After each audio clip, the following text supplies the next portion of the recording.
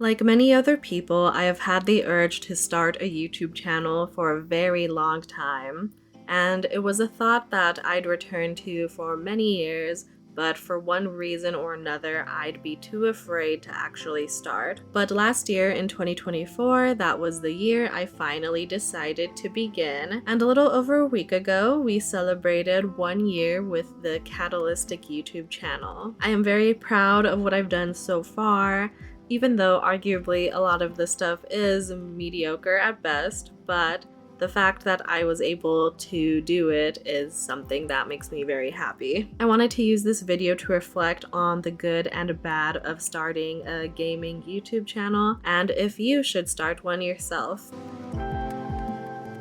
I am extremely proud of myself for starting and remaining consistent with this channel. I only really stopped being consistent after a trip blasted through my schedule, so the fact I was able to create and most of all, stay consistent about it fills me with a lot of pride, which is a rare and refreshing feeling for me. I also feel like I'm more intentional with my time. Because I want to schedule out time to work on my creative projects, I end up needing to be more intentional about my leisure time. 2024 was also the year I put timers on my phone, which has increased my creative output exponentially. No more doom scrolling for me. Being intentional about what I was consuming also led me into thinking more deeply about what I consumed. We all know someone who can't really form opinions of their own anymore. Or they have an opinion, but as soon as they watch a game, show, whatever explained, they suddenly do a 180 on their opinion because of what that video said. Or people that believe that they know a piece of media without doing the analysis themselves. Instead, they watched a 10-part TikTok short or reel or whatever is popular right now. Look, we all have preconceptions of media. I'm not going to pretend that I'm above watching reviews to figure out if a game is good or not, but I'm not going to pretend that I know anything about it. I didn't watch Mufasa because I thought Mufasa looked like trash,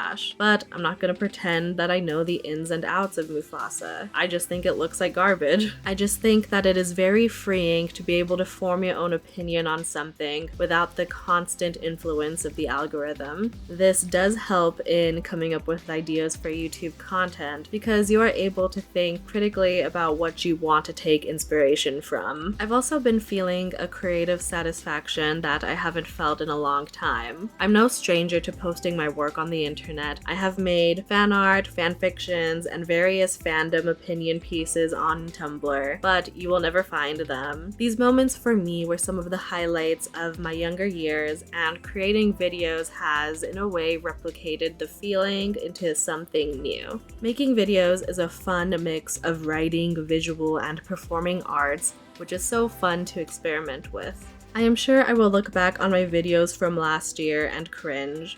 Like how I look at the creative works of my childhood self and cringe, but they all make up a part of who I am. After I graduated college, I felt like I was so uninspired, but now I really feel motivated to improve the craft, especially when it comes to writing. Plus, I want to improve my editing and definitely my presentation skills because that is still my biggest weakness. Sadly, I am limited by space and equipment, but the best way to improve is to work around limitations. Lastly, I really love the nice comments. I think there's a healthy mix of creating things for yourself and also enjoying the positive reinforcement you receive as a result of sharing your work. I've noticed some people lately really take pride in not caring about comments and sort of shaming people who do. That really gives off a strange vibe of superiority. To an extent, you shouldn't work only for the nice comments or for the subs, because there will be times that you receive no validation. But do take the time to enjoy them when they come.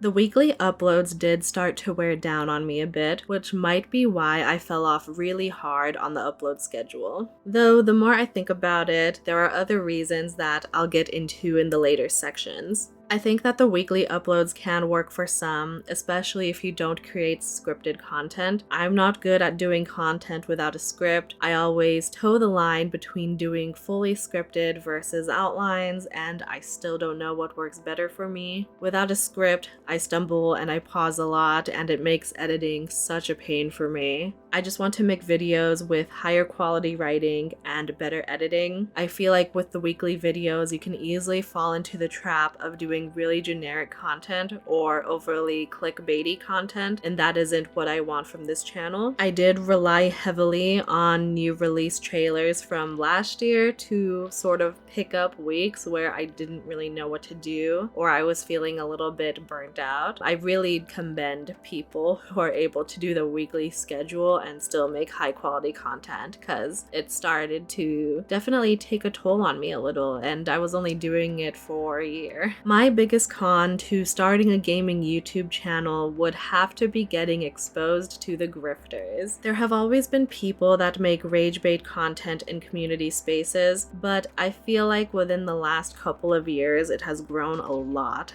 I try to curate my social media spaces, but somehow this content still gets pushed out to me, and it is very annoying.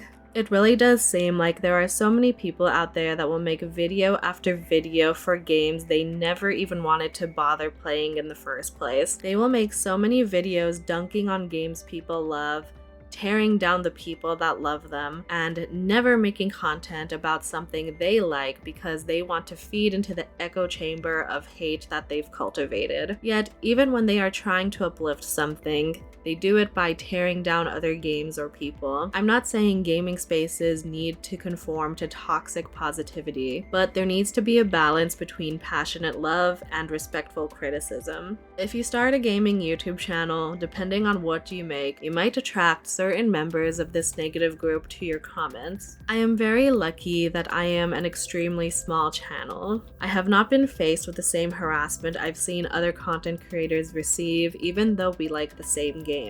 But it has made me keenly aware of what might happen if I post love for any contentious game. And if you've watched me before, you already know what I'm referencing. I beat Dragon Age the Veilguard in November, and the idea of making the review has honestly worried me. I know what my feelings are about the game, and I know what criticisms I have, but I do worry about the hypothetical backlash that I am going to receive if I post a video on it, because I genuinely like the game despite its faults. It's so ridiculous. I can't believe I'm being held back by fear when I only have 230 subscribers. The worry definitely bled into my regular upload schedule, and I felt such a dread to upload to YouTube for a bit. Even with all that, there are still plenty of fantastic and positive content creators out there. There are creators that will hate a game, but they will give a well thought out explanation for their opinion. They might not get pushed out as much as the rage bait grifter content, but they are there. In the future, I want to be more open about my opinions, but also present them in a well thought out manner. I made this channel to talk about what I love, so I want to do that without any reservations and stop worrying about the hypothetical backlash I might receive, because I am way too small to be worrying about that. It's really dumb. I will always say yes to anyone wanting to start any creative venture. I am purely looking at YouTube as a creative outlet. I cannot give advice on money-making content optimization because I just don't care. If you can tell, I have had this YouTube for a year and I only have 230 subscribers.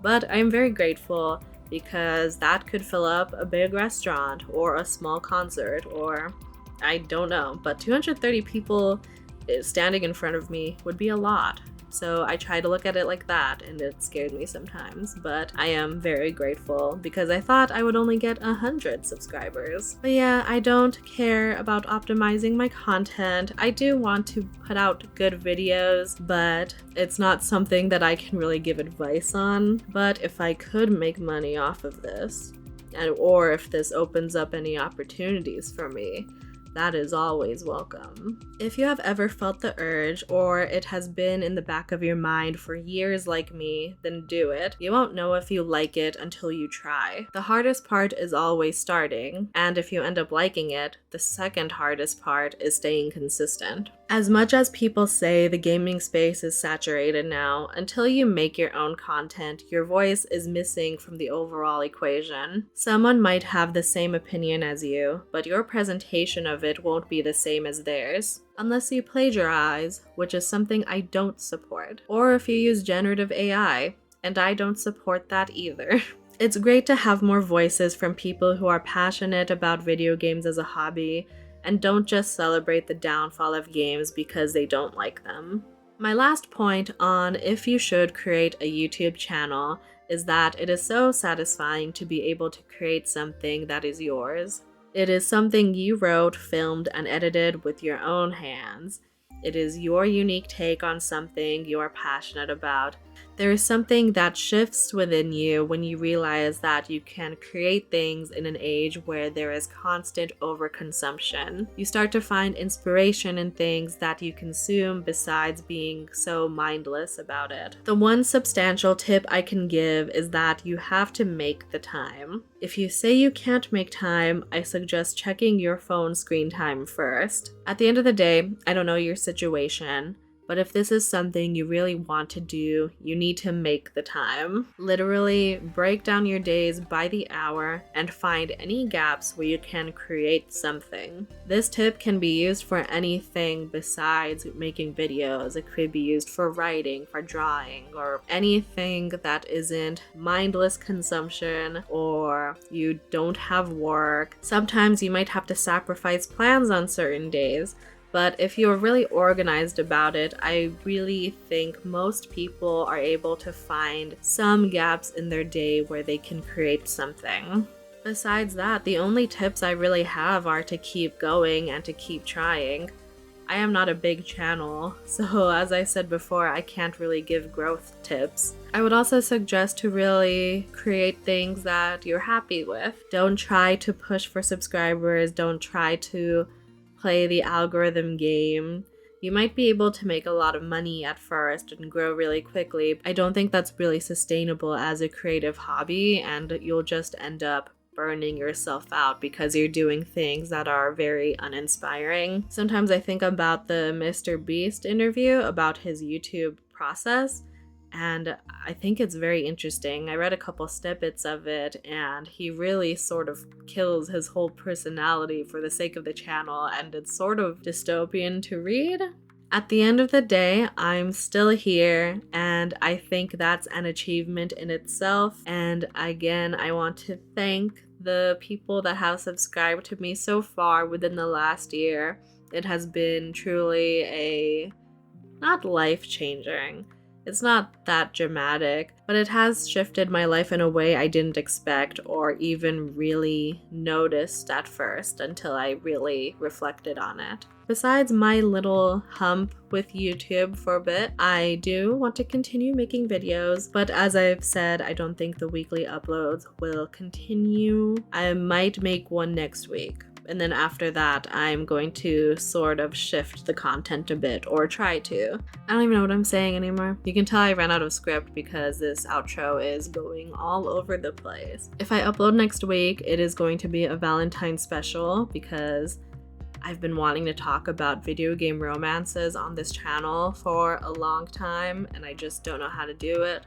So I'm just going to try and put something out because I love video game romances. But again, thanks for watching. If you want to support me, just like and subscribe. Do all the YouTube things. And let me know if you want to start a YouTube channel or if you want to start any creative hobby, because I will support any creative adventure, and I think it's better for everyone to have more hobbies. I'll see you in the next one. Bye.